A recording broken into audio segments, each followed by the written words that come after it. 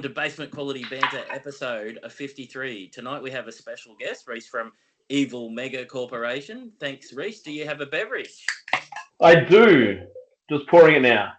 Lovely. In my favourite last dollar bill glass. I will do the same. And which one's yours? Sorry. Oh, look at that. That's lovely colour. I got the this machine makes folk music, which is the most recent hazy I've put out. The last pack. Nice. And Angus, do you have a beer? I do. I have an Evil Mega Corporation Kiwi Summer Ale. Oh yeah, Eurodivergent. Eurodivergent. One is pretty much, it is punching out of the can. That's got great aroma. And Caesar, do you have a beer? I do. I also have the physical machine makes music. Oh, fantastic. And I've gone for a little one and might be surprised. It's Evil Mega Corporations. Yes, Problemo. It's a 9.5% Imperial Red. So it's, look at, I'm not sure if you can see that colour, but those people, it is absolutely sublime.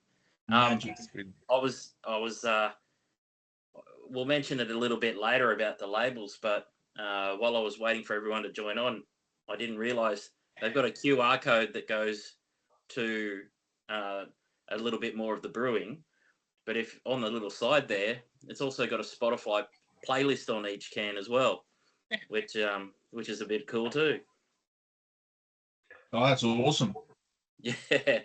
So, Rhys, thanks for jumping on. Let's get straight into the questions. So, what's your sort of brewing experience? What brought you to the land of brews? I was studying at uni 21 years ago. 22 years. Yeah, so this is my 21st year of beer. About to be my 22nd. Working in the beer industry, and I basically was just talking to a mate of mine who I mentioned that I was gonna go for a night field job at a local supermarket, and he said, "That's too boring. Come and work at this restaurant I work at." And that restaurant was Little Creatures. So I go down onto the water in Freo and put in my resume and started there that week, and then just fell in love with beer. Before that I thought it was all too extra dry, but it kind of discovered a dry hops pale ale and then kind of the Belgian kind of German thing that a lot of people kind of go through, and it was in West Australia at that time was kind of the start of the craft beer kind of round two of the second wave of craft beer in Australia, and then I finished my degree and moved around and lived various parts of Australia and just realised that I just kept gravitating towards working in hospitality and beer, and then eventually moved on from that and started doing I went back to Freo and I was doing the brewery tours and the beer education stuff for Creatures. Then I got a sales rep job. I was slinging some beers, and then from there I got into packaging and did that for a bit, and eventually got into wort production. I worked at Gage Roads for a bit, doing a 12-hour night shift on minimum wage, which was awesome. And then from there, I went and I started. I left that and I was kind of working part-time distilling for a distillery called Hippocampus before it moved over to Victoria. And at the same time, I was working doing new product development at this brewery called the Monk, which is in Fremantle. And I did that for a bit, and then from there, I got asked to go and meet some guys who were starting up a brewery, and I originally wanted to do a contract brewery, so they had a music events company. And that became Other Side. I thought they were just trying to have a chat to me because I'd worked at Gage and they wanted to get the skinny on what contracting is like from the other end. And but then they offered me a job at the end, and I was the head brewer at Other Side Brewing for about 8 years, and then eventually left to start Evil Mega Corp. Amazing. So about 12 years of brewing, 22 in the industry. I love the name Evil Mega Corporation. Yep. Where did it come from? A bit of a piss take, which is probably going to be my answer for a lot of your questions. I just having industry mates and stuff, and the kind of cynical things you talk about, and it was like there's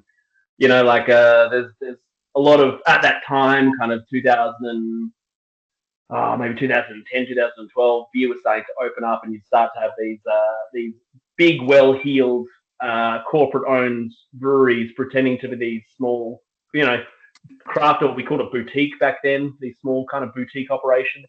And so it's like, instead of craft washing, what if you do it the other way? What if you're a small independent thing and you kind of pretend to be a big evil mega corporation? My wife saw the name when the beers arrived in the mail, and she asked me if you work out of a hollowed out volcano with sharks with freaking lasers on their head or something like that. It's so much less glamorous than that. No, I just have a shed in an industrial area. I'm based out of Bibra Lake, which is this like a kind of beautiful like wetland chain that they've plonked this gross industrial area right in the middle of, and that's where I am. Lovely. Well, like I started, I think it should be pronounced evil mega corporation, and maybe like a little bit of a hand clench from now on. That's got to be done. Go for it. Can't stop me. Yeah. So you recently, with some bad advice that you've now rectified, had some issues with some licensing. Tell us a little bit of how that sort of threw a spanner in the works. Yeah, it turns out I'm an idiot. I can't do paperwork. So basically, I did this all myself. It's completely self-funded, no investment or anything. Took a second mortgage on my house to kind of finish it off. And I was just trying to do it as cheaply as possible, and I did. I bought a little Chinese brew kit, put it all together myself, except for the electrical stuff, which I couldn't do.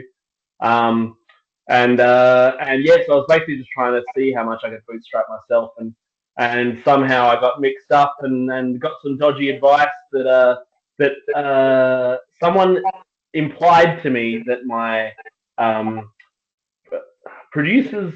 manufacturer's permit was the same as a producer's license, except the producer's license is if you're open to the public, and that's the bar license you need if you're producing it yourself. Which is not true. You need a producer's license even if you don't have a bar, as I have come to find out. So I thought this was a bit. I kind of just went along with it and did that for a little while, and then miraculously I just decided to read up on it, and I was like, oh, I'm actually doing the wrong thing. Still didn't understand that obviously they're from two different levels of government. One's the federal and one's the state government. The West Australian liquor licensing thing is apparently the longest liquor license document in the world, like the longest piece of legislation about alcohol in the world. So I got to reading that, and I realized I'd done the wrong thing. And I sent an email, but I'm still not understanding what's happening here. And I sent it to the federal government, and I'm like, hey, I'm doing this wrong thing. Then the next week I get a call from WA RGL, Racing Gaming Liquor, and they're like, hey, we want to talk about your license. I'm like, oh, great, cool. You're getting back to me about that email I sent. And they're like, what are you talking about? And I said, I think I've got the wrong thing. I'm trying to sort it out. And no, that was not the case. Apparently someone had tipped them off, which is awesome. And he's like, oh, you got to shut down. And he came to talk with me and stuff. And I'm like, okay, look, here's the emails I've sent. And then that's when I realized that I'm fucking talking to the wrong person. Sorry, I should probably swear on your podcast without asking. No, no, swearing's fine. We've had Lockie on, remember? That's true. Yeah. That's when I first started watching you guys. Then after about 2 months of, I had to go through, get a few more approvals from the state, from the local government, and a bit of back and forth and all that kind of stuff. Basically I put everything on hold and apologized to everyone, which was really embarrassing. And finally got back up and running on the 24th. And I've been working 10-hour days ever since with the flu, which is great. And now I'm starting to finally feel good. And I've moved about, I think, 1,300 as of today, 1,300 packages I've canned, packed, then I label the next day, then pack into mix packs and ship them out, So it's been a really busy period, but it's been really good to be working again. Do you think you got a bit of credit for putting your hand up and saying, I think I've done the wrong thing? Like, do you think when you 100% the right people? Yeah. Yeah, it could have been a $50,000 fine and 2 years in jail. Like I was actively running a sly grog operation without knowing. Wow. So like, yeah, they completely looked at me and they're like, oh, this guy's just a well-meaning idiot, and they were accurate in that assessment. So yeah, no, it could have been so much worse. I mean, really, it's actually like I tried to retroactively pay for the 2 years of licenses I weren't paying for, and they're like, no, we don't do Wow. that. Okay, yeah. That's You a just great result. you just bringing back the old 1920s bootlegger, just 100 years later. Well, that's it, right? Like I could have been like theoretically that could have been. I mean, obviously I haven't been doing that. I've been doing like media stuff, and I've been speaking at events, and I've fucking like I've been doing all my tax stuff and all that kind of stuff. So if I wasn't doing that, I'm sure it'd be a lot worse. Yeah. There's something to be admired for someone who realizes they've made mistakes, puts a hand up and says, look, I've screwed up. I'm doing this and this to fix the problem. Like there's something to be admired that a person who has that courage to do that. So from the other side, they've obviously recognized that you're already making amends on a pure mistake based on advice. So that's something to be admired. I think people can admit their mistakes very publicly, as you have as well. Yeah, well, I think the fact that even when I was trying to rectify it, emailed the wrong level of government shows my lack of sophistication. That I'm really just not doing this on purpose. And what sort of actual brew kit do you run? I've got a Scantai brew kit, a little 200-liter 2-vessel electric kit. So it's just a little 200-liter hot liquor tank. I got some 400. I got 4 400-liter fermenters, and so I double brew into all those. Or sometimes triple or quad brew into them, depending on if I'm doing like reiterated mashing or anything like that. Wow.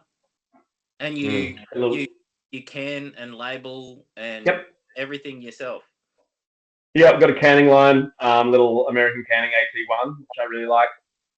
It's giving me a bit of problems at the moment, but that's all right. Part of having a canning line. And I mean, I really just and I do all my label printing in house. So you can't see just off camera over here is my label printer. So I do all that on the computer and then print that overnight the day after I can all my beers, so I know roughly how many I need.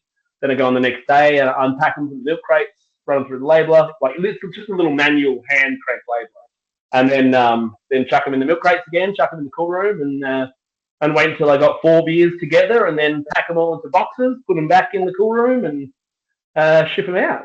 It's very labor intensive the way I'm doing it. It's an amazing effort, to be honest.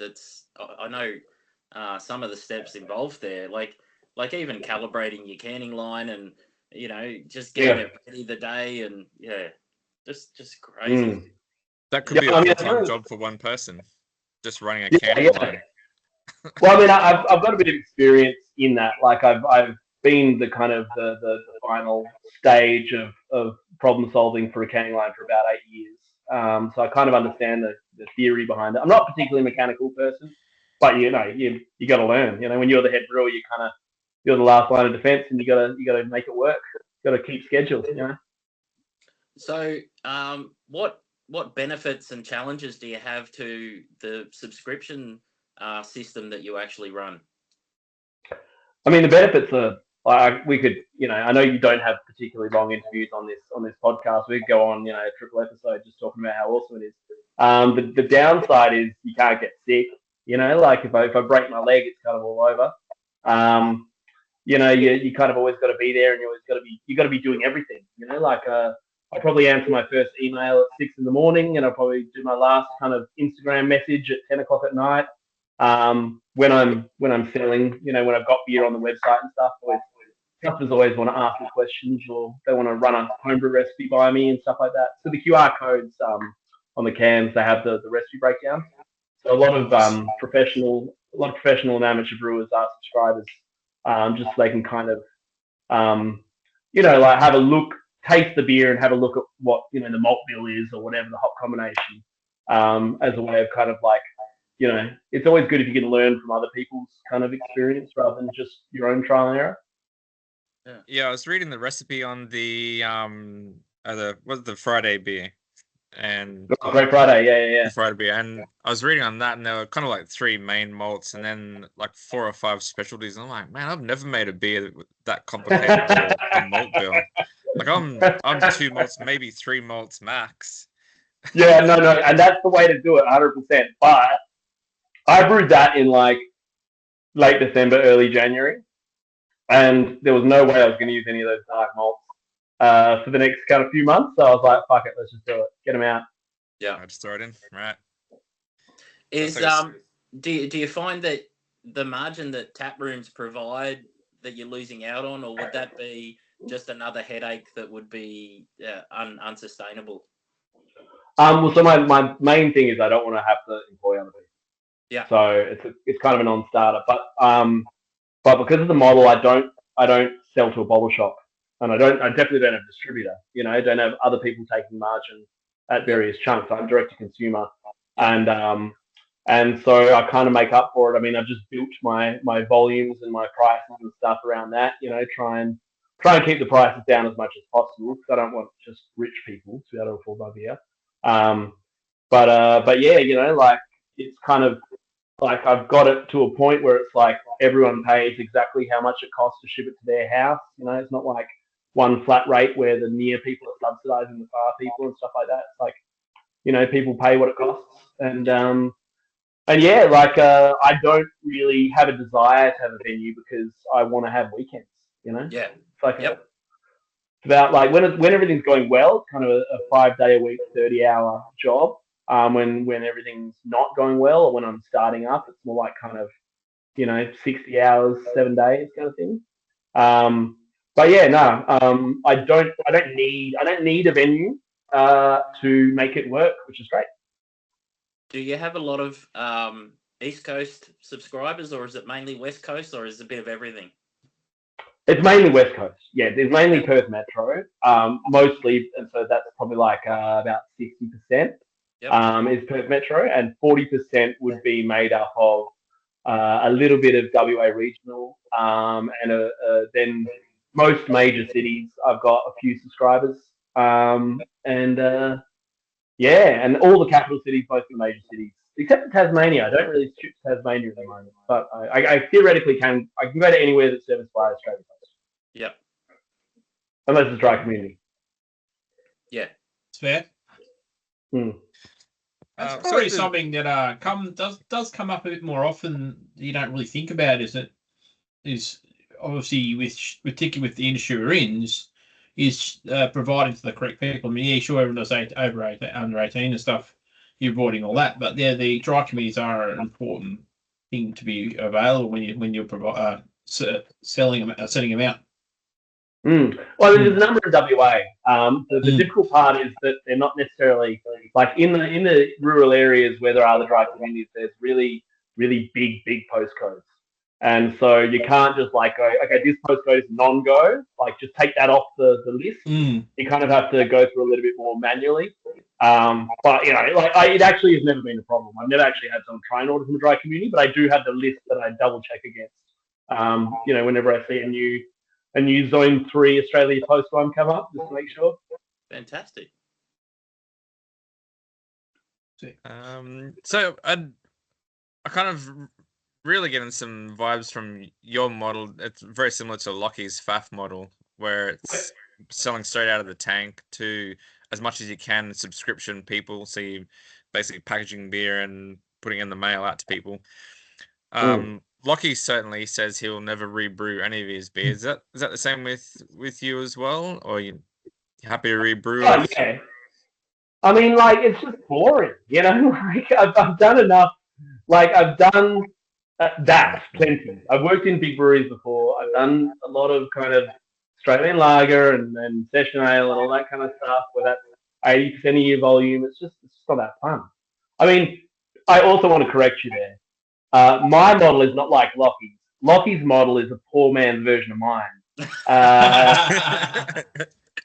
He and I have known each other for a very long time, and we reconnected when I was for a few years I was coming over to judge at the Royal Adelaide Beer Awards, and I was catching him up about what I was doing and asking about his brewery manufacturing consulting kind of company, And he's like, yeah, I've been wanting to do that. I think I'm going to do it. I'm like, yeah, fucking do it, mate. Go for it. Yeah. And so we've had many chats about the positives and negatives about the model. But yeah, no, in answer to your question, I don't really want to do the same beer twice. I mean, there's beers that are similar, but like, you know, like when you're trying to do interesting new stuff all the time, it's kind of it's iterative, you know. So you'll build on what you've learnt before, and you'll do something else. Yeah, similar to Lockie, I'm getting kind of a homebrew vibe where you'll make a beer and you're like, yeah, it's pretty good. All right, what's the latest hop? What's the new thing? What's the new malt I can play around with? So I kind of get that vibe from both of you guys in that there's zero interest in banging out the 18th batch of blah blah hazy pale. It's more about scratching itches. Yeah, I mean that's kind of a little bit of a service to the beer community that is a large part of my subscriber base, like the people that brew beer. You know, like if I can get a sample of something, for me, it's sometimes enough to make a beer. And you know, it could be a first look at a new yeast, or you know, one thing I've been doing a lot lately has been doing staggered yeast pitches of two different strains. So sometimes lager, sometimes an ale, that kind of like always a lager and an ale. You know, maybe something that's like thiol focused and something that's more terpene focused. So I get like two kinds of biotransformation at the same time. And yeah, you know, like stuff like that is kind of more to be like, hey, have you guys thought about doing this kind of thing? Yeah, I think yeast is the next frontier of exploration with craft beer. I really do. Yeah, I mean, like I think what's it only been like 10, 12 years since we even started understanding the start of what biotransformation is? Yeah. You know, like I think there's so much capacity for growth in that. And I think you know, like there's all these new hop downstream hop products and stuff like that, which I think are going to be really, really crucial to, you know, putting numbers of something to a yeast that it can then biotransform and get it above threshold. Like it's all well and good that you can say, okay, if you get this, it might turn that into that. If you get to this temperature and it's got this much sugar to consume and all that kind of stuff. But like, if you're not, if there's not enough to actually have an impact that someone discovers in a can, or you know, like you got all these styles that we've created, but then as soon as you dry hop it, it all blows off into the headspace. It's kind of useless, you know. So having these kind of these downstream hop products, I think, is going to be really, really impactful in the way we understand yeast and biotransformation. Yeah. Like, there's been a real split between, I guess, the hot side and the cold side, where you know there's been a lot of science done on like pH in mashes and certain malts, altering the pH and having to manage all that stuff. And then on the cold side, you have a yeast and you put the yeast in, and you know you have a pretty good understanding of what the yeast is going to do. But I think just kind of touching on your point about biotransformation and those kind of ideas, all of a sudden that barrier that was between the cold side and the hot side is not really there anymore, where there's ideas and thinking and research on, well, look, there is stuff on the hot side that does factor into the cold side, depending on the yeast you use and temperatures. So, yeah, I think that's... even like for me, mash hopping. I've gone back to mash hopping. I'm doing that a lot, usually for lagers, but try and get some kind of enzymatic activity in the mash, get some like bound thiols or unbound thiols kind of come through, and then you know chuck a fucked up yeast at it and see what happens. That's great. I love the mash hopping idea. It's fantastic. Well, it's also a great way to use cones. Like you know, there's a couple of growers down near me that I want to support, and it's just so much of a pain in the ass to use a cone any other way. You put it in with a grain, it's all good. Yeah. Yeah, because you're losing a lot more of your end product, whereas if you do it in the mash, you can adjust your volumes, and that's a good idea. And for me, end product is huge. Like for the first year that I was trading, I pre-sold a lot of subscriptions. I had a lot of beer that I had to send out to people without any income because I'd already taken the money and spent it. You know? Yeah. So like for me, like volume, getting an extra kind of 10 liters out of it was like a month's worth of groceries. You know, like so getting kind of yield and stuff was really, really crucial to me. Yeah. Does putting fresh cones into the mash, does that help with the lauder? No, not that I found. Not that I found. I mean, all my beer is really boozy, so my mash is really thick. Yeah. So it doesn't particularly help. And also the cones that I'm getting, the ones when I'm using cones, they're wet cones. Yeah. They're fresh hop cones. So rice hulls then. Yeah. Yeah, rice hulls or oat hulls, depending on what I can get. Yeah. Fantastic. Onto like the artwork that you have that you don't call artwork on your products. Yeah. A lot of it, everything's AI generated, and it's fantastic. I love it, and I'm not having a go at any artists or anything like that. But the fact that all your cans are already pre-sold, I guess the artwork isn't the deciding factor if your product gets sold on the shelf, because it's all subscription, isn't it? Basically, yeah. I mean, like, I originally was, like part of as I said, the whole kind of the whole theory behind the whole project is to do it as much everything on my own. Like everything. The only things that I don't do on my own is I don't do distribution. I get Australia Post or Aramex or whatever to do that, and the electrical work I legally couldn't do that. But everything else I've done. Even the stuff I was really bad at and still am. But yeah, so that's always been the kind of MO. The AI thing for the AI images, they're actually not all AI. There's 2 so far that have been 0 AI. And I do get a bit of hate from the anti-AI brigade, but they can't tell me which ones. They can't tell me which ones weren't AI, which is always fun. But yeah, but yeah, you're right. Like I just don't feel comfortable calling it art because I don't think it is. But also I don't feel comfortable that we've somehow all decided without a conversation that a fucking product label is art. It's a marketing asset. Like why are we like, don't get me wrong, people who make art can make labels, and there can be some artistic talent and flourish like that really makes a label sing, makes it amazing, all that kind of stuff. Yep. But just because it's a picture doesn't mean it's art, or just because a label doesn't mean it's art. Yeah. Like look at the Fox Friday labels, before they went under. They're like, it's basically just typography, and it was great, and it was great brand recognition, always new colors, you knew what it was really communicative. But I mean, that's not art, is it? Well, like Adzi said from Carbon 6, their designer, he uses AI as a tool. He incorporates AI into it, which is good. And then you've got breweries like Aether who pay artists to do their cans, which is fine too. It's great as well. I just think this is a bit of fun, and everyone needs to back off. Well, I mean, look, I got a bit of thick skin, but like the points that I like to raise, I don't want to employ people. I don't want to steal the surplus value of their labor. I can't imagine paying for someone to do art, paying an artist to design a label that is like, I think probably $500 is probably a fair thing. I make 500 to 600 cans. If I'm putting $1 worth of art on a can, that's my most expensive input. That's like a 20 gram a litre dry hop. Like, what am I taking out of the beer so that I can afford to do that? And not only that, like as I said, sometimes I'll design the beer label after I've canned it and I'm sitting there drinking it at this seat right here, and I'm drinking it. And then I do it, and it's done. I send it to the printer, and I'm getting up overnight to change over ink and change the rollover and all that kind of stuff. I can't afford to have a beer sit in tank for a week and a half once I know what the ABV is, send it off to a graphic designer, get them to come back to me with the thing, do a bit of back and forth and all that kind of stuff.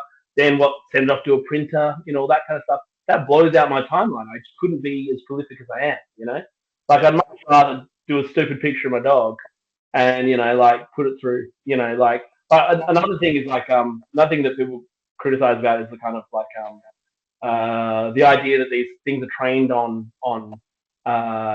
stealing other people's artwork, using other people's artwork and use that trend. But there's models now like Quen, which is what I'm moving towards. Doing that exclusively at the moment. It's about 40% because it's still getting still training up. That's built on completely open source images. So there's no one who's getting their art stolen for that to be created. That's really interesting. Yeah. Yeah, Quen's actually also really interesting as well because it's Chinese, right? So like, because the Yanks don't allow the Chinese to get the really high-end chips and stuff, it's actually designed to run on like lower like tech, so it's way less energy consumption as well, which I know is a concern. But yeah, I'm looking at actually building a locally housed AI to do all my art for me, which will be run off the solar. So kind of nice. 2 birds with 1 stone kind of thing.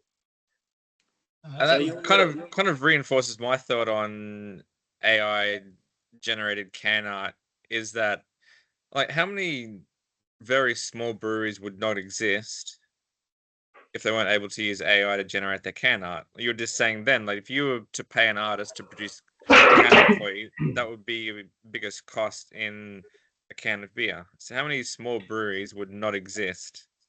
Yeah, I mean, so like for example, my first year when I was like starting up, I made 40 unique beers. I made $27,000, which is about as much as you get on the dole. And if I spent $500 on a label, that would mean I'd make $7,000, and I would have not only not been able to continue operating, I would have lost my house. And I've said this to people that are really anti-AI, and they said, would you prefer I lose my house? And they say to me, yes. And I say, you are not a rational person that I should keep having conversations with. You're a jerk, yeah. Man, I had someone the other day. Okay, sorry to belabor this point, but like the other day, I saw a brewer from Feral, not a brewer, a sales rep from Feral who had an AI image for promoting an event, and it got into a bit of a heated conversation. And someone literally told them that they hope their kids get child porn made of them using AI because it would serve them right. I'm like, you are unhinged. What? That is now. It is time to actually speak to a professional because that is not a rational way of dealing with strangers. Hell, not okay. Yeah.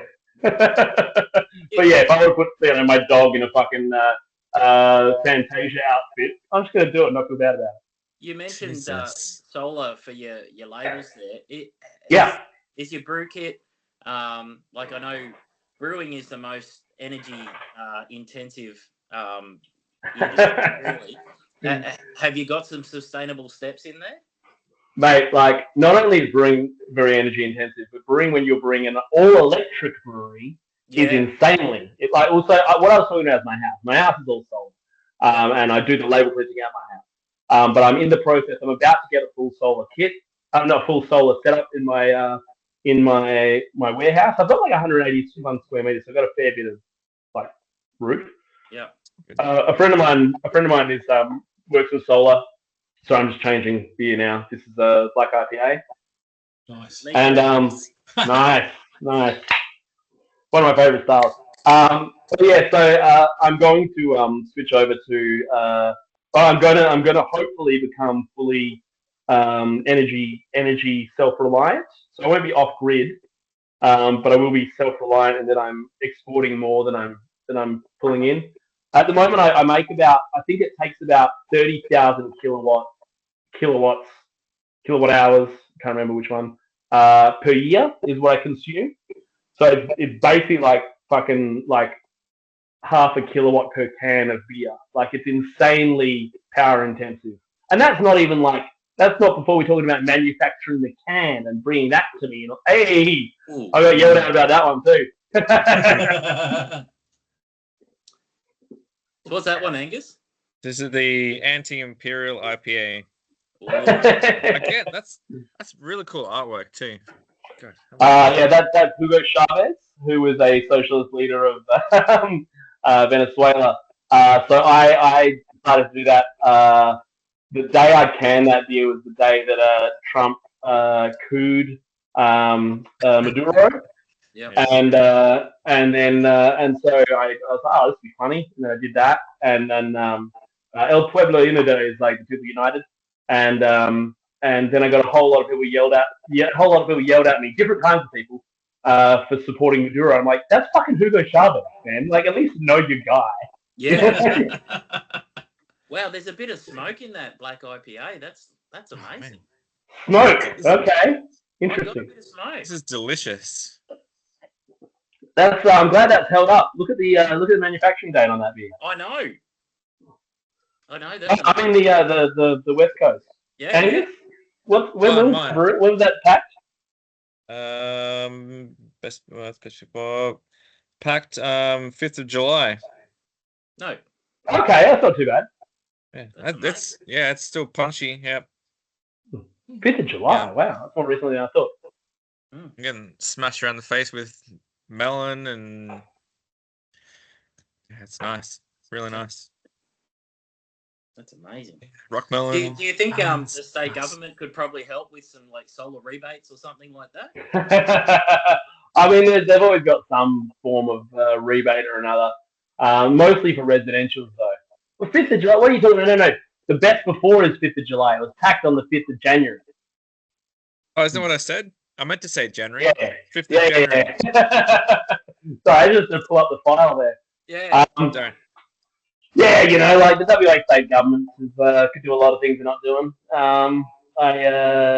At the moment we're kind of fighting them about the gas tax. I don't know if you've seen that in the media, but that's a big one when Pocock pointed out that we pay more in tax to on beer alone than on our being the third largest gas exporter in the world. And Yes. especially WA punching above its weight, doing a lot of the exporting there too, and not getting. Well, that's what I mean. Yeah. Yeah. What do you Currently, think? Woodside. I was that's gonna the say, white Caesar's IPA. pouring the white IPA. I've got that. So Luke told me probably a few weeks ago that we might get you on the pod. So I've saved the last beer of my stewards pack from the Queensland Beer Awards. Nice. White IPA. So I've been saving it. On Awesome. the chance that you're coming on the pod. And then Luke said, "Oh, yep, we got him on the pod, and he's gonna bring some beers across." I'm like, "Oh man, I could have drunk that beer like a month ago." I had one of those the other day, and I thought it held up pretty well. Because that's the January one too, I believe. I think Caesar just confirmed that. Yeah, this is packed on the 2nd of Jan. Jeez, you guys had a short New Year's. I mean, I'm a worker, man. Like 2nd of Jan, 5th of Jan. Yep. Yeah. So I think that's no better way to get over a hangover. No, I mean, I shipped it. I think I shipped them on like the 8th or the 9th. So I had to I like to crunch them all out immediately before, because that idea that Lockie stole off me about getting the beer out as quick as possible. Did he come over and do a collab, or because he announced this week that he'd been over in WA for a month? No, he didn't actually. I think he was staying away from me because I was still unlicensed. But he's really good mate. He's really good mates with a guy called Joel Nash, who is from Ripple. So Ripple, I think, bought the first kit off of Lockie, and Ripple is a fantastic brewery as well. Really, really, really talented. Yep. I've just thought of a beer name for you. If you want to punch out straight out of the tank, fresher than Lockie's. or I did it first. Yeah. No, I honestly I'm just giving shit because of Lockie. Like, I don't actually care. No. I would really like, I think I got quoted in Crafty Pint saying like I would be like a single molecule of water in a wave of nano brewers around Australia. Yeah, that's great. We've only got a couple more on our run sheet. So, did you ever have an epiphany beer? I guess when you started at Little Creatures, something similar, and that happened. Little Creatures Pale Ale was Angus's epiphany beer. Was that? Yeah, was that what sort of realised your epiphany beer of what beer could actually be? Oh man, how long you got? Like that one definitely. Dreadnought and Shepherd's Delight were two other Little Creatures beers that really kind of were epiphanies for me. And like stouts and red IPAs are definitely well and truly in my wheelhouse these days. Corbinian by Vine Stefano was a big one. What else? I think I had 8 Wired had a fantastic hoppy saison. Yep. Which I think the kind of classic European style and modern New World hops is a thing that I do a lot. I've had a number of epiphanies. Oh, fucking Warhog by Hop Hog back when that was a limited release. Yeah, it was an Epiphany beer with the, and that was like pre-terpene. It was just like a passion fruit extract or whatever. Yeah. And just seeing, how you can kind of push the boundaries on stuff. That was a big one. That 8 wide, that had Nelson Sorfin in it. That 8 wide one, the saison, didn't it?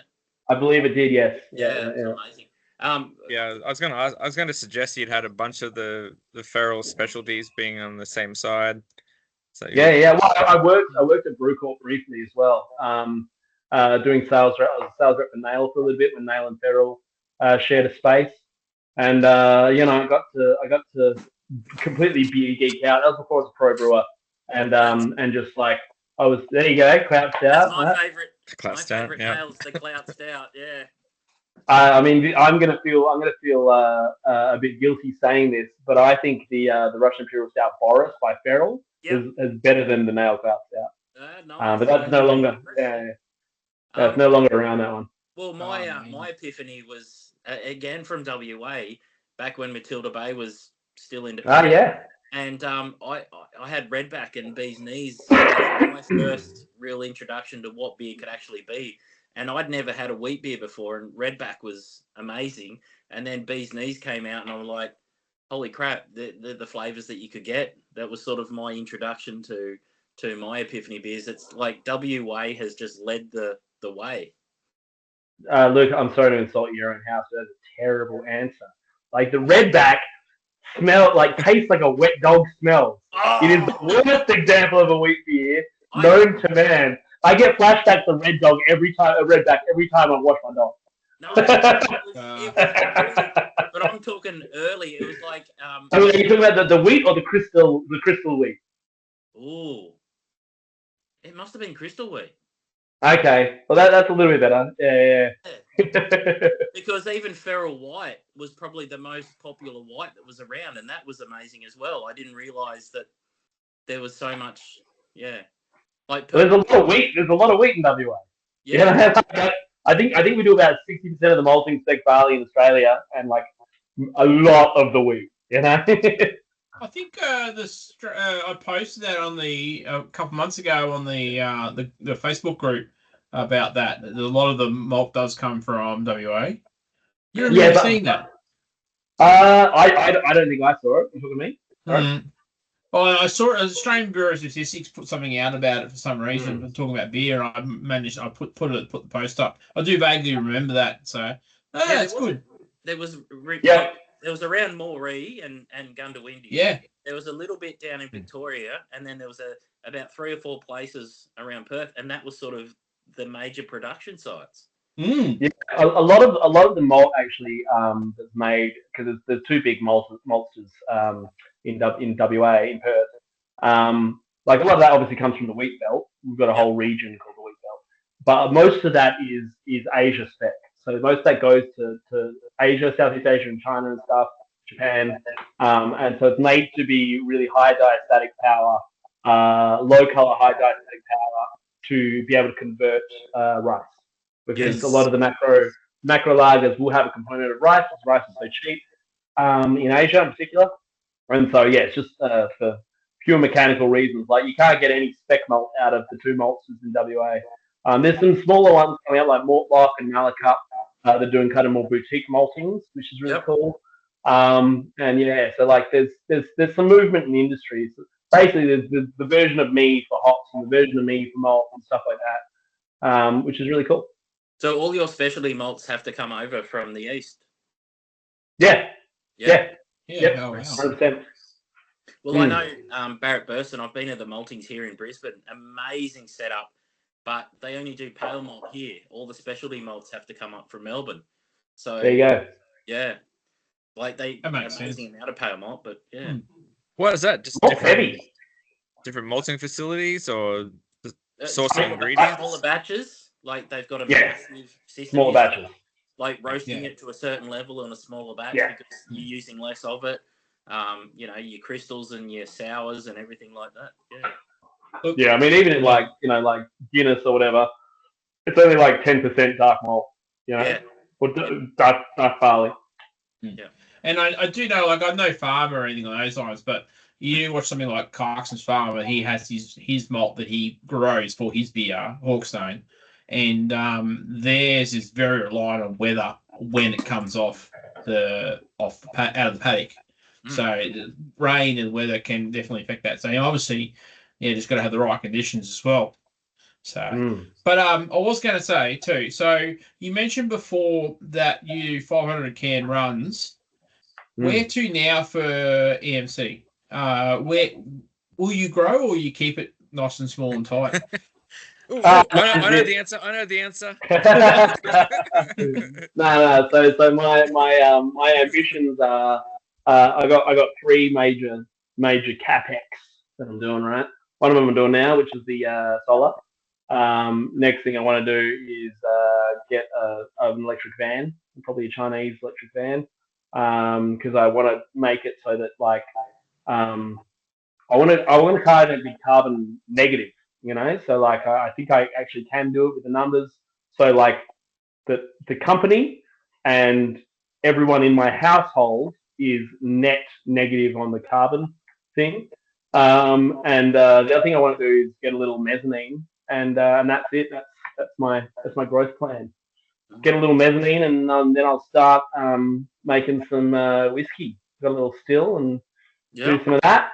And I'm looking at making if you can't tell, I'm pretty much like very driven by ADHD, and I just kind of want to just do a lot of different things. My partner is starting up a fermented hot sauce company, and I'm helping her with that.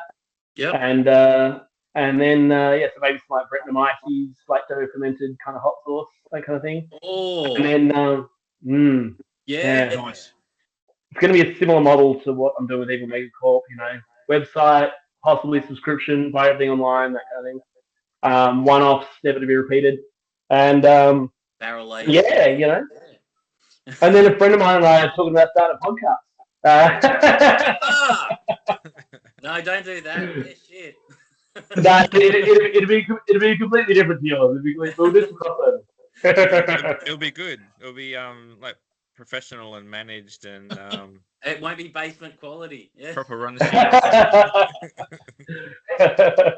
we rely on drips and drabs and fixing things on the run. It's way more fun that way. No, you guys are doing it. You guys are doing it in a better way than I would, because you're consistent every single week. You got your same. You get your same. Your points that you hit every time. You have your little. I tune out when you start talking about the F1 stuff. I don't understand that. But like you got your beats. That's good. Except, sorry, I don't think I know when Caesar started. Caesar, you're recent, right? Yes. So I knew Luke and Angus when we were all stewards at the Queensland Beer Awards. Ah, fantastic. And then Luke left us and decided to be a judge, and Angus and I basically run the back of house. So Joss is the head steward, but Angus and I basically do everything there is to do. We're the bee's knees. And then they got me on to talk kegs. about the beer awards. Yeah, 100%. With the kegs. Yeah, well, yeah, pretty much. That's the hard work, right? That's the fun stuff. So, and then they got me on to talk about that. Maybe it was back. I think it was episode 47 or something along those lines. So about a month and a half ago. Yeah, it's about a month ago or so. Yeah, and nice. I've always sort of been posting to them on the sly when they're talking about like things that they can talk about, and then they sort of just invited me on. So we didn't realize you'd stay around. We didn't realize you'd just stay around. I got some bad news for you guys. I'm the new fourth mic. I don't know if you know that. But take over. It's fine. I'll just go. I just entered Brisbane for the first time. The Queensland Royal Beer Awards. For the first time. I really like the scene that's over there. I think I went over a few years ago for Juicy Fest. We've got some friends that moved to Brizzy and to work in the craft beer scene. Tom Champion from Felons. Yeah. I know him from Creatures back in the day, and all the cohort that went with him. And obviously Lockie was there with Ballistic for a bit, and Charlie Hodgson, which is I'm not sure where he is now. He used to be at It was Helios, wasn't he? Helios. Yeah. Yeah. He's at Wagulga Brewing now. Yeah. Wagulga, yeah, okay. I haven't had any of their stuff yet, but I've always loved Charlie's beers. Yeah, he's he's just great. he's a master of malts, that guy. He is, And really, really talented. Yep. And there's a few other people I could name, but I don't exactly know what the breweries are at, so I'm not going to do that.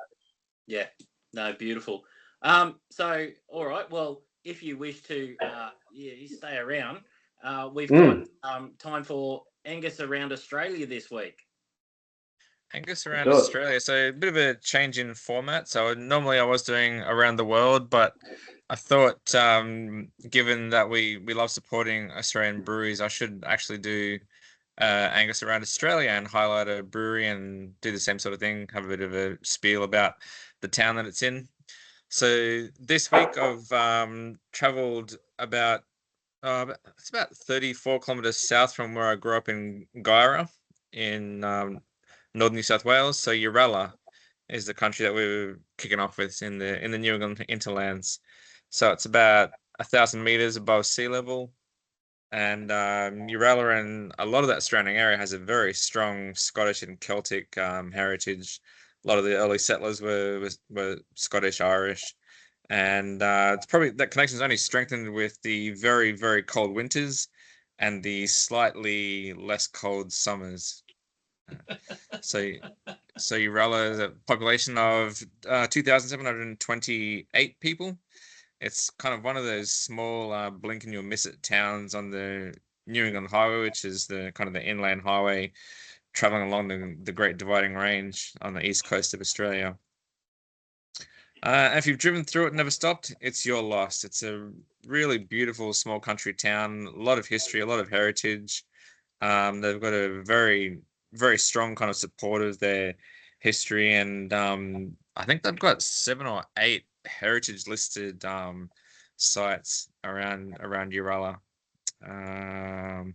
What else? Very strong modern history with multiple gold rushes, and recently have preserved a I think it was a 19th century sawmill, which they brought back to restored that, and that's now a big tourist kind of area.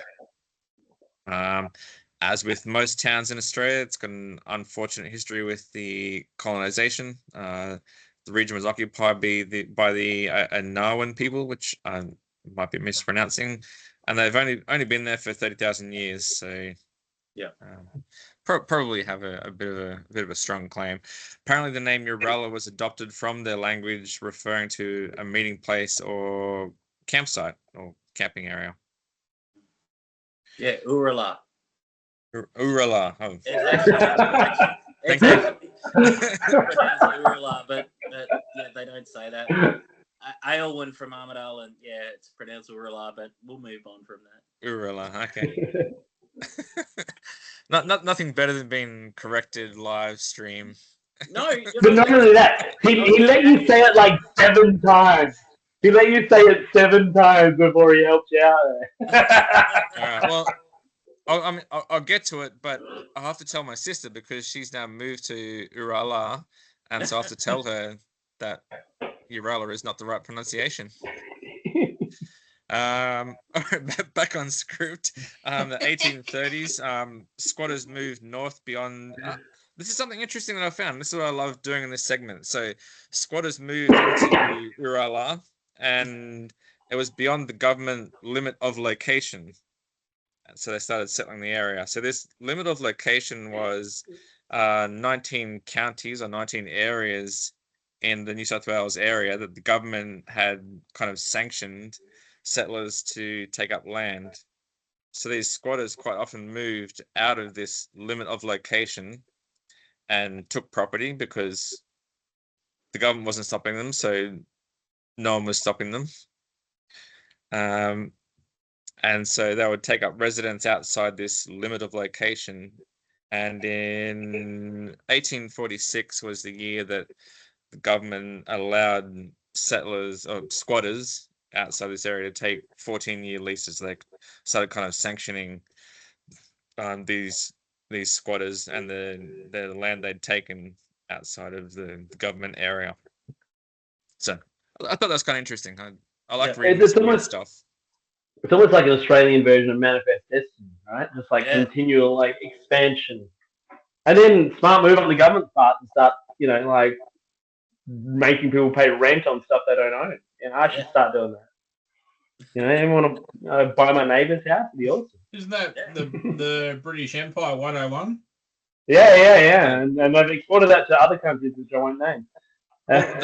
Well, they were called counties, so it is British 101, right? Like they didn't even make up a new name or anything. Like they just so they weren't paying in AUD. It'd be in shillings and stuff like that, right? Yeah. Yeah. Well, I didn't write this bit down because I was trying to cut it. I thought it was getting a bit long, but before 1846, they could pay like a nominal £1 per year, so they wouldn't get harassed by the government for living outside of this limit of location. Sounds like a bribe. I mean, hold on. It had but that beer smell. history, isn't £1 a year the nominal the rate for St James's Gate? The Guinness pays 100%. still to this day, £1 a year. Yeah. Yes. That sounds like a way better deal. Right in the middle of Dublin, perfect. Yeah, nice. Yeah, good water source there. Yep. All right, back on script. 1856. I might the mouthiest guest you guys ever had. 1856 saw probably the largest gold rush in the Urala area. So that was when Urala. You can say it's just baked into my brain It's for fine. like the last 49 years. Urala. So it boasted some stores, a post office, a flour mill, and a school. And completely unsurprisingly to people who've gone through country towns, 3 pubs. Yep.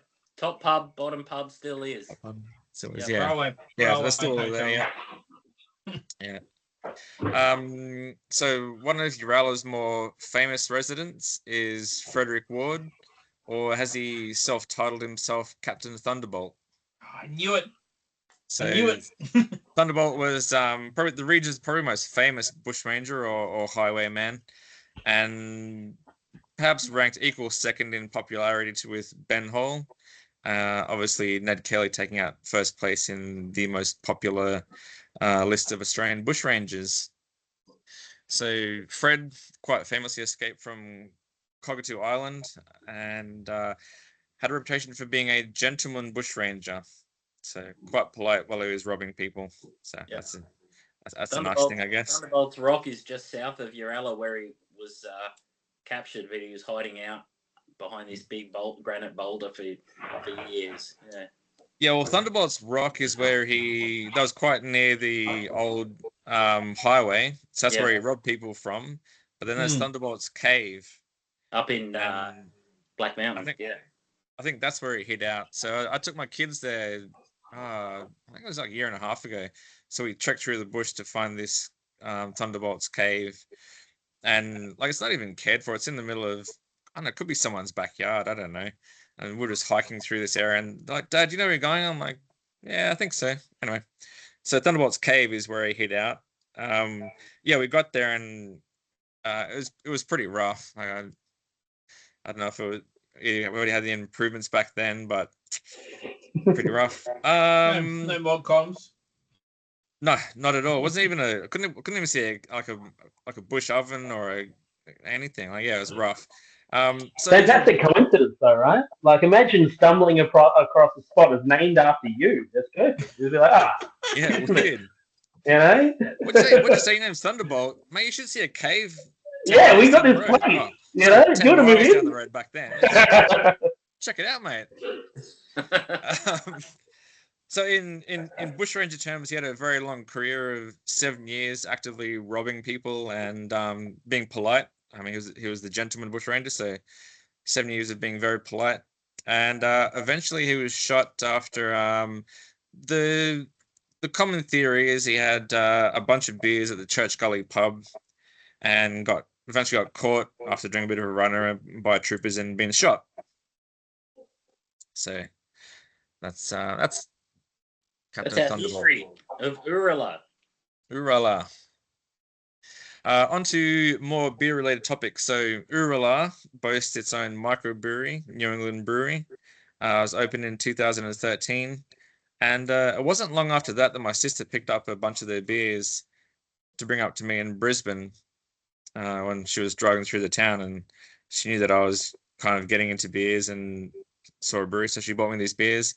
In that pack, so this is in 2013, there was a Dark Farmhouse, which to this day is still one of my, well, it would be an epiphany beer if we're talking about things. Yeah, like that was the first time I'd had a farmhouse and also a dark one. Like I'd read about kind of farmhouses and saisons and that sort of stuff, but I'd never read about any dark versions.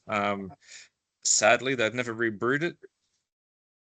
So I'll do a little bit of reading here. So Ben Rylands and yep. Sorry.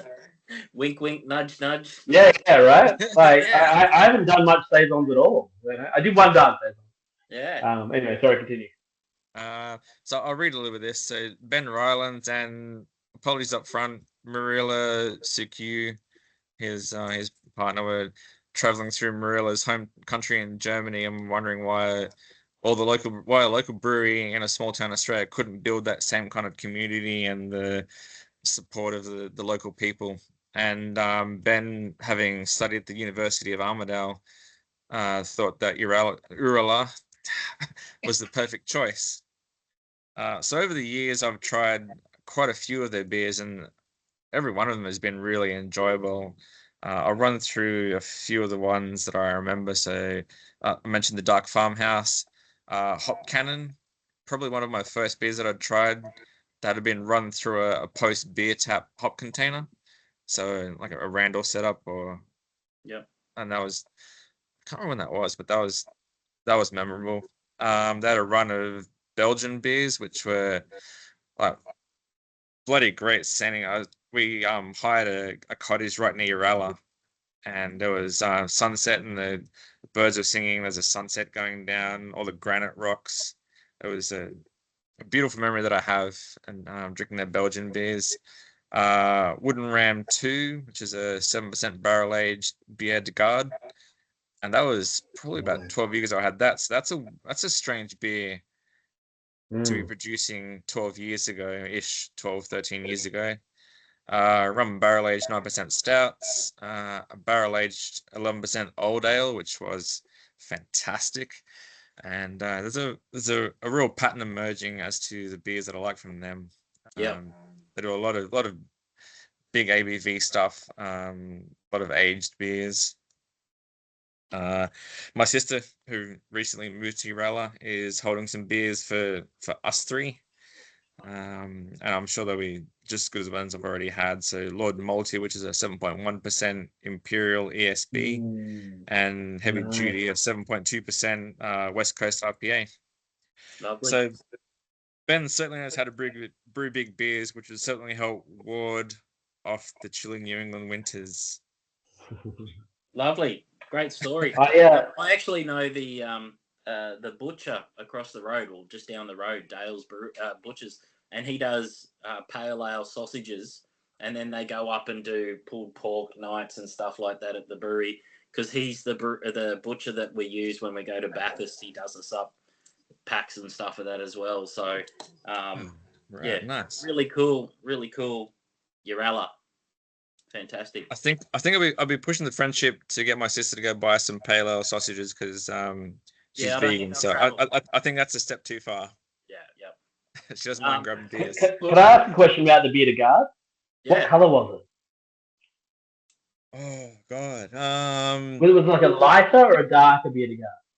From memory, it was a darker beer. I don't think it was clear, see-through clear. No, it was a darker one. Okay, cool. Yeah. Interesting. Yeah, I've had a couple of amber Bière de Gardes and a couple of lighter Bière de Gardes as well. Yeah. Yeah, for a barrel aged one, you'd kind of want it to be a bit darker, right? Like, what I was thinking. Yep, 100%.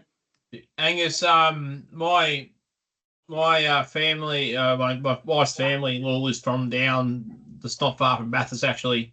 I'm there regularly.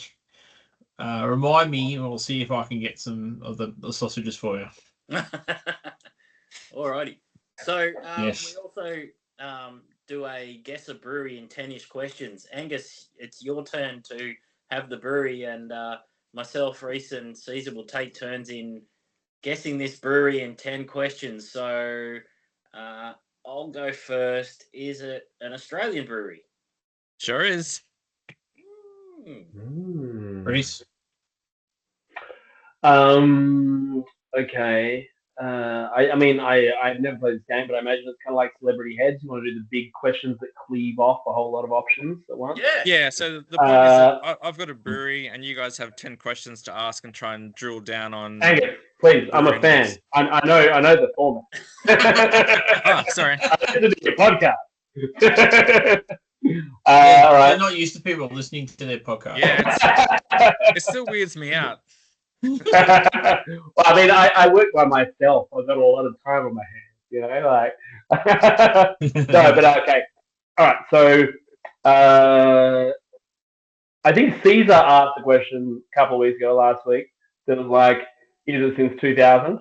I think that was a good question, but I'm going to say, did it start after the advent of dry hopping in Australia, say hop hog era? Like, is it before hop hog or after hop hog? I'll give you a double answer. Absolutely. So it's a bit of a double answer there, a double clue for you. Okay, so I think, guys, he means that like it started and it's restarted. Is that what he's saying? It's saying it started very recently. Very recently. Well Okay. past dry hopping. Okay. All right. So, is this an independent? Yeah. 3. What state are we in? Queensland. Oh, so it's not just yes and no questions. All right. Yeah, I mean, Yeah. That's 4. I thought you were a fan. That wasn't a question. That was a clarifying statement to myself. So is it? All right. So it's Australian. It's in Queensland. It's very recent. Is it hype? Sorry, is it hype? Is it a hype brewery? That's got a bit of hype in it. Oh, that's a tough one. That's a tough question. Oh yeah, of course, it's too subjective. Okay, do you want to withdraw?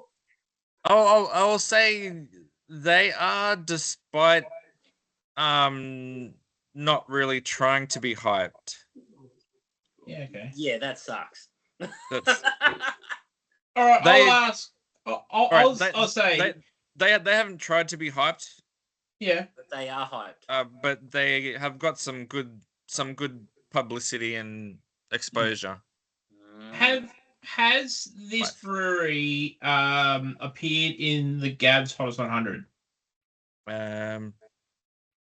Oh, jeez. Yes, I'm pretty sure they have. I'll just open a browser and confirm. Sunshine Coast. I almost said things out loud then. I'm like, It's very hard not to do that. As a man who likes to think out loud. Yes, they've been in Gabs twice. Ooh. They've been in Gabs twice at least. I think Luke said something too. Sunshine Coast. Sunshine Coast? No. Ooh, not who I was thinking. I think is that 7 questions now? I think. Shut up. That'll be 7, yeah. It's really difficult for me because I'm not a Queenslander. I'm going to ask, hopefully, an illuminating question. Would you say that they're more known for the kind of constellation of American styles of like IPA, hazy, that kind of thing, or more kind of traditional Australian craft styles of mid-strength lager, that kind of thing? If you were going to choose, which one would it be? All right. I'm going to give you another double clue answer, which I've got written down here because that was going to be one of my later clues to give. So They are most well known on this podcast. I think this might give it away. They're most well known on this podcast for an unusual beer which doesn't actually have a style. Oh, But they're also known for having a hazy, which has done pretty well at Gabs, despite not much of the normal kind of Gabs marketing bullshit that goes on.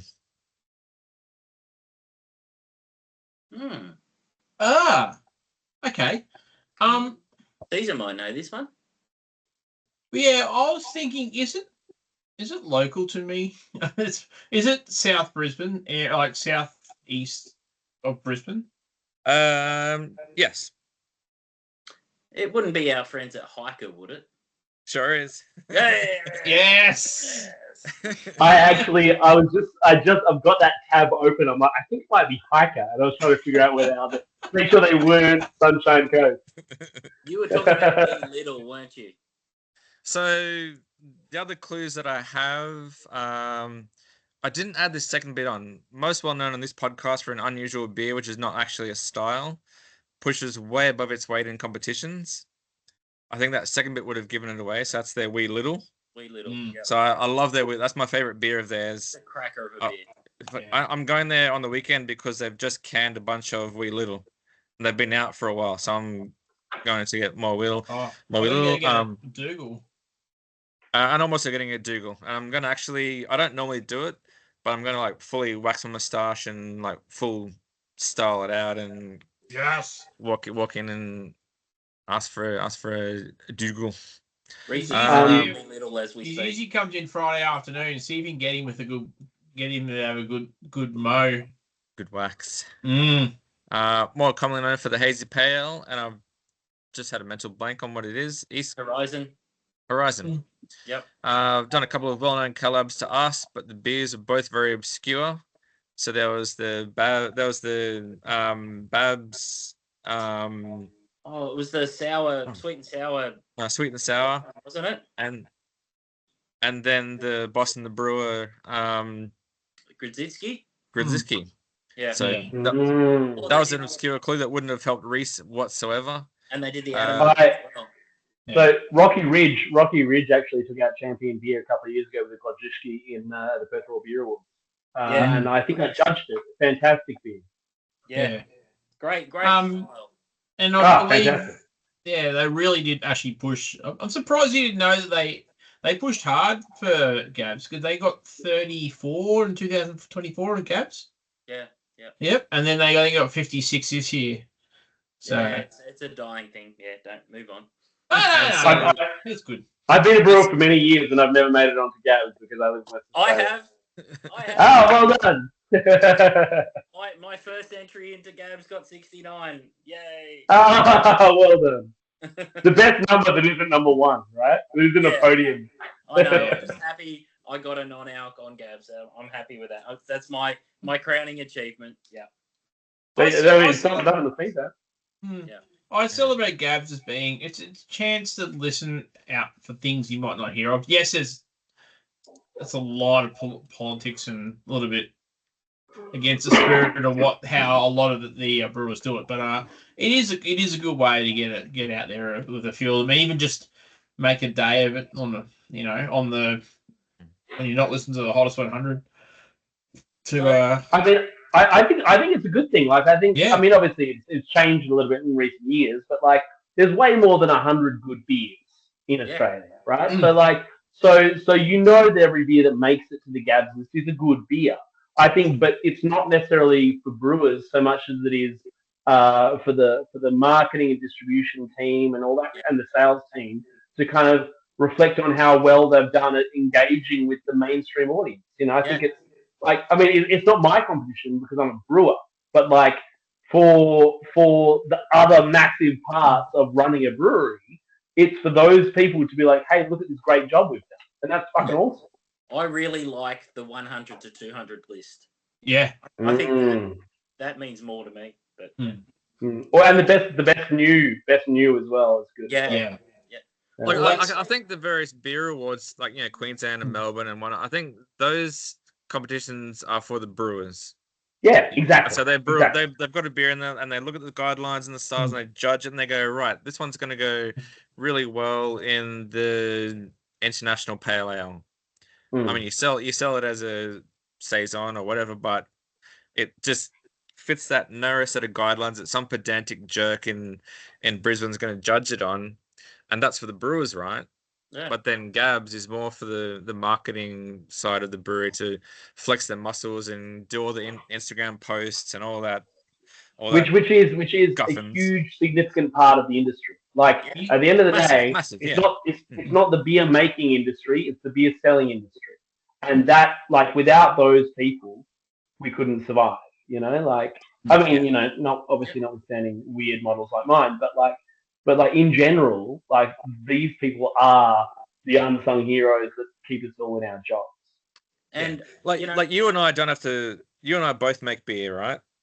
Yep. I don't have to sell it, and your model isn't really about kind of focusing on the selling of beer. It's making a beer, and then you find enough people that will buy your beer, and that works out, and that's your target, to get enough people to buy the beer that you make. That's good. But neither of us are interested in marketing beer, selling beer, contacting, wholesaling, all that sort of shit. No. Exactly. I've done that, and I'm bad at it. Like, I'm way worse at that than I'm at making a beer, or even, you know, like packaging beer, or, you know, fixing a pump or whatever. Like, I'm not a good salesman. As you can see, if you've seen my Instagram, I'm really, really bad at it. But, you know, I've just found a niche where people just trust that I'll do a broad range of styles and they'll be kind of decent. And so they just want to kind of not have to go into a bottle shop and look at the bottom of cans and stuff. They just want to get fresh, weird stuff.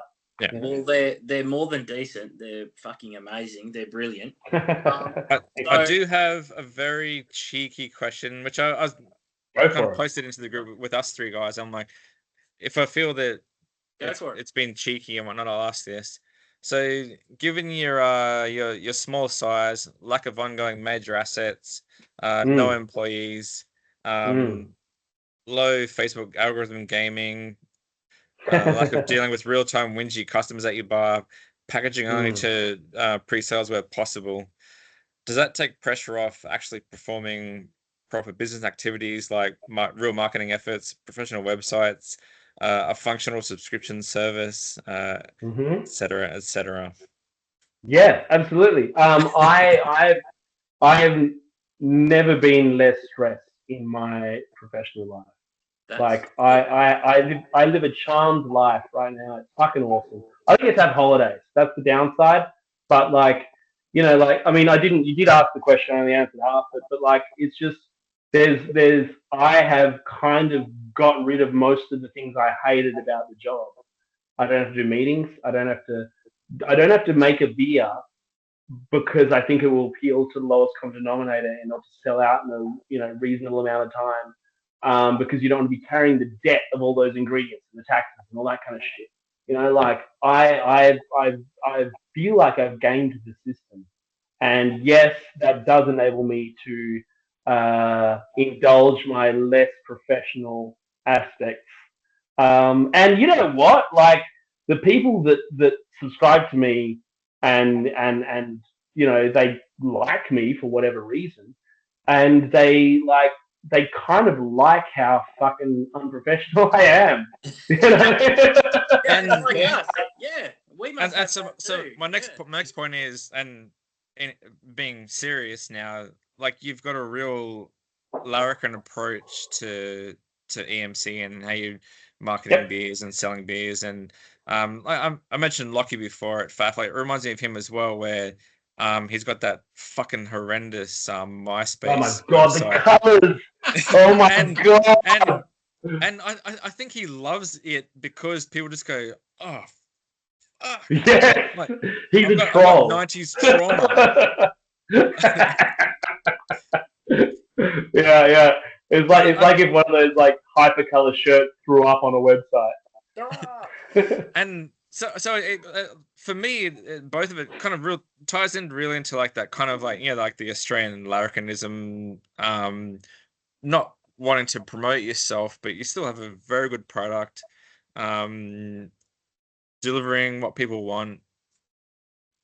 So I think that's kind of there's I mean, you talked about Lockie before as well, but I think there's a real good kind of similarity there where it's just kind of a piss take, the whole thing, but there's serious brewing, serious recipes, serious control behind all that, but the front of it is, it's all a bit of a piss take, but behind it's all serious. Yeah. I mean, I can't speak for Lockie, but no, like I'm not that serious about it. Like, I think like there's a lot of kind of like just kind of trusting your subconscious mind to kind of do stuff. Like there's beers that I've made that are well regarded, loved, standing above other beers that I've made, where I've come in and be like, all right, what have I got? And then make a malt bill, and then while I'm mashing in, deciding what hops and yeasts I'm going to use. Like, beer's not that serious, man. And I think we've kind of forgotten a little bit about like what made craft beer kind of cool in the early days was being this not polished, refined thing. Kind of sticking it to the man a little bit and just having a bit of like kind of like it's like a bit of kind of jazz about it, like a bit of kind of like, let's just see how we feel as we're doing it. Maybe that's just me. Like, I know that a lot of people, but I've written like 240 commercially available recipes. Like at this point, it's kind of like, well, it'll be fine. Like you gotta just do it and see what happens. But and what I kind of meant by this seriousness behind it, or maybe it's the knowledge behind it. So the Rhys of, I think, was it 25 years ago when you started? Like the Rhys of 25 years ago couldn't do what you're doing now. Like he could the Rhys of 3 years ago and go, some malts. What hops in the freezer? Those won't work. No. He wouldn't have a clue. So there's a lot of knowledge and experience behind the goofiness and the larrikinism. Yeah. That's what I kind of meant by the seriousness. There's that level of knowledge to kind of ad lib shit, but you know what works because you've been doing it for 20 years. For sure. That's kind of what I meant about the seriousness. Product. Yeah. Yeah. Well, I mean, like it's more like like I kind of have enough experience now, and it's also, you know what it is? It's working in a lot of breweries where things go wrong, and you know how to fix problems or spot them before they kind of crop up, that kind of thing. And that was a lot of blood, sweat, and tears. Like getting to that point was tough, and there was a lot of minimum wage and like eating noodles for the last 5 days until payday and all that kind of shit. Like that stuff sucks. Like I'm not gonna lie. But I think it's kind of like I do think that the marketing of beer has made it seem more serious than it needs to be. Like we're not curing cancer here. We're making a product that you want to drink with your mate. Yeah. Like, it's a fast moving consumer good, and we don't need to take it that seriously. Like it's not that I'm disagreeing with what you're saying. Like obviously, yes, there's a lot of like knowledge in the brain of every good brewer, but like, I don't think we should be so self-serious about it. Like, you got to be really hardworking. You got to be creative. You got to be a problem solver. You got to like have a lot of resilience. You got to not get upset when people yell at you on the internet. All that kind of stuff. But that only gets you in the door. Like once you're brewing, it's like come on, it's fine. We'll figure it out. I love that. Look, I think I point the finger directly at. I've forgotten who the government body is, or the body that kind of ASIO. ASIO. That cast eye over beer names and blurbs and things. I point the finger at them. It's ABAC, yeah. ABAC, that's who it is. I mean, so I'm not a those guys got involved. Yeah. Well, I mean, I don't have to worry about ABAC because I don't get put in I don't get put in retail. Like I'm not in retail really. So like the reason why you can't run afoul of ABAC is because you can't sell in Dan Murphy's or whatever, because all these major distribution channels are signature lists, right? And so like you got to be really good. But I actually like back when Brews News was a thing, I gave him a bit of a spray about the ABAC thing because I could plot on a graph how much the ABAC submissions go up every single time. All the complaints go up every single time they do a post about it. Yeah. Every single not a post. They'd rewrite a press release from ABAC and it'd get a lot of clicks and get a lot of conversation. They'd make money off it, and it would lead to more ABAC complaints. And you could tell that there was a feud between two breweries that were reporting on each other, back and forth across the Malibor, over and over again, not naming names, but it was obvious what was going on. And these people were fueling it, like it's fucking cheap heat on their shitty website. And on their fantastic website. But like, it was literally just like trash journalism writing a press release. Sorry, I don't mean to offend anyone, but also it's always a tough thing. So this is what was this called? This was Pablo. This was anti-imperial IPA. So can we look forward to seeing an anti-ABAC? Oh, yeah. No. Well, I mean, we should brainstorm more often. Look, honestly, they're not relevant ever since Brews News stopped reporting on them. Yeah. It's true. I've heard nothing. Regulation anyway. Yep. Yeah. So look, we've probably held everyone up, including yourself, for long enough. I think we're going to skip our normal sport update. I'm so sorry, guys. I've taken you too long. No, this is it's been a great chat, and I absolutely love it. Have you got any subscription spots available for anyone who's listening? No, but maybe someone called Angus. So everyone sucked in. No. So because the way that it rolls, like the way that Squarespace works with subscriptions, if someone's money doesn't come out, like they don't have enough money in their account or whatever,